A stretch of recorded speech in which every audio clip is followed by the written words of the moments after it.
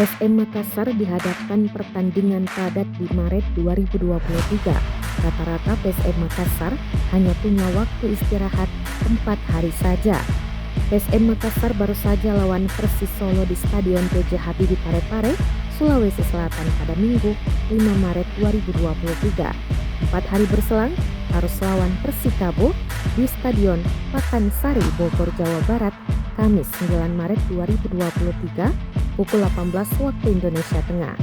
Kemudian harus bertanding lawan Persita Tangerang di Stadion Indomilk Arena, Tangerang, Banten pada Senin 13 Maret 2023. Selanjutnya menjamu Bayangkara FC di Stadion PJ Habibie Jumat 17 Maret 2023. Tim besutan Bernardo Tavares baru bisa bernapas lega usai lawan Bayangkara.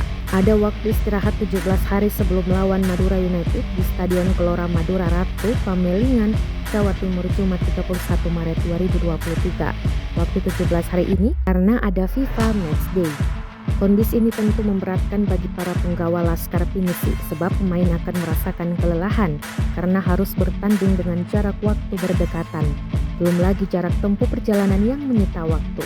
Pemain PSM Makassar Mufli Hidayat mengatakan timnya hanya bisa persiapan diri dari pertandingan ke pertandingan. Tidak dipungkiri jadwal pertandingan padat akan menguras tenaga. Kendati demikian, Mufli Hidayat memiliki cara untuk menjaga staminanya di tengah jadwal pertandingan padat, mulai mengikuti program latihan dengan recovery setiap selesai pertandingan, mengatur pola makan dan asupan vitamin. Terpenting bagi dia harus memanfaatkan waktu istirahat sebaik mungkin.